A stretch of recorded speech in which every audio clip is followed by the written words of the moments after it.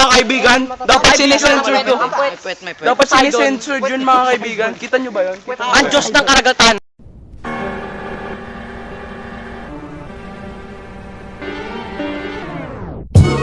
Baby, darling,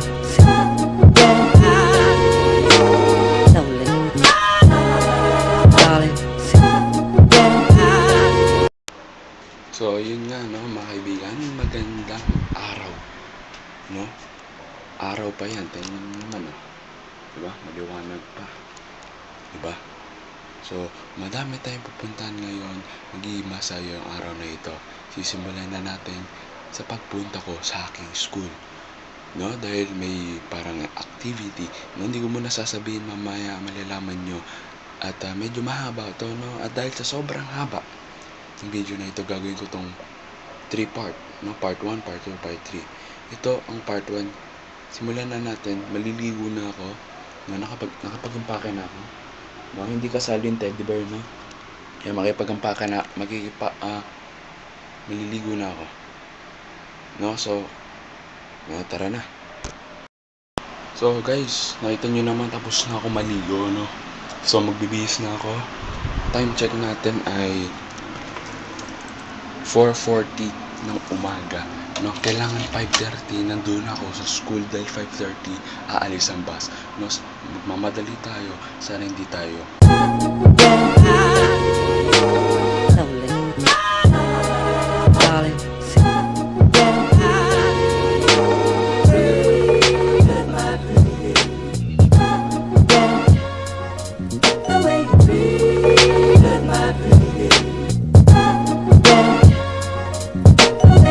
So, yun po, no? Yun po, no? Parang nakakapagod lang yung na ako. Dami mga pogi dito, no? Isa na ako doon, kapatid. Dami mga pogi dito, no, mga kaibigan? Baba na ako. So, yun po, ano? Nandito po kami sa Lamesa Dam. Ayun po yung Lamesa Dam, oh. Kaso bawal mag-video sa taas.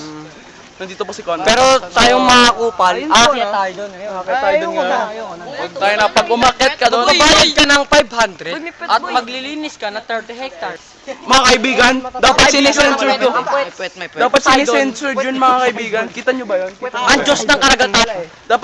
Dapat ay naano yan eh. Sinesensured yan. Lang yan naman, no? Tingnan nyo naman. May titi. Huli ako dyan. Tangin na, no? Ano boy? Let's go. Let's go. Ang laki ng Tara upuan mga kaibigan, sakay na tayo dito. So, yun po, no? Nandito po si Andrew, no? Oh, huli ka na. So, kakain po tayo, no? May ice cream dito. So yun po ano, di ko dala po. Oh, tambay tayo dito sa maliit na kubo na to. No, food trip nga tayo mamaya, mga kaibigan. Ay, ngayon Diyos, libre kita ngayon Diyos. Sige. Mga kaibigan, Tatampo kami niyan, syempre. kunyari kaka-food trip lang natin. Hindi pwede yung gago ka ba? Ayak.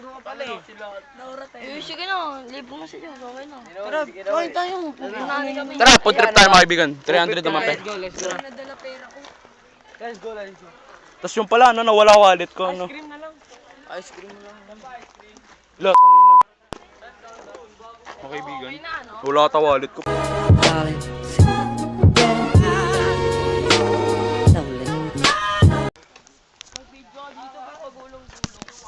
So, yun po yung dam. Mga kaibigan, kita nyo ba yan? Yung dam na yan. Dun sana tayo sa bungee fan na yun. Dun sana tayo eh. Pero putang ina naman. Sarado. So, babalik uli kami sa bus, mga kaibigan. Sumama ka pat. Ha? Sumama ko. Sige lang. Babalik po tayo sa bus, mga kaibigan. Kaway-kaway naman dyan sa mga nasa harapan, no? Hindi nyo kaway. Kung ayaw nyo sumikat, okay gumaway. Ayak. Wala pumansin ah. Bakit? Sorry na, bird. Tanong ko kung anong bulaklak. Saan ba yung nakita mo ano yung halaman na ano? Hindi, yung parang... Yun! Food trip po, mga kaibigan. Ano, scramble? Ayun o, yung kulay bambol nga. Oh, si Bumblebee, mga kaibigan! Si Bumblebee! Tara, mga kaibigan, mga picture tayo kay Bumblebee! Bumblebee! Bumblebee, picture nga tayo! Picture tayo! Tara, picture tayo! Kaway. Nice. Sa YouTube to, huli ka. Kaway, isa pa, kaway. Ano, ayaw mo kumaway, takin na mo. So, yun po. Medyo nakakatawa si Bumblebee kahit medyo nairita na rin ako sa kanya. At least napatawan niya ako, kaibigan ko, tsaka yung mga kaklase ko. No? Tsaka yung mga ibang tao na dumadaan, napasaya din nila. Kahit sabi sa akin ni Bumblebee na fuck you, okay lang. At least napatawa niya ako at napatawa niya sila. So, salamat kay Bumblebee kung sino man yun. Yung Bumblebee sa Lamesa Eco Park. Saludo ko sa'yo. Alam ko mainit yun. Tsaka yung boses mo, bakit ganon? Nakakaewan. No, parang nakalunok ka ata ng daga. No, so yun, tutuloy ko na yung kwento. Pagkatapos namin kunin yung pera ng kaibigan namin dun sa bus, dun kami nagkayos, tapos bumalik-ulit kami dun sa loob. Pero nakita namin, palabas na sila. So, sinundan din namin sila.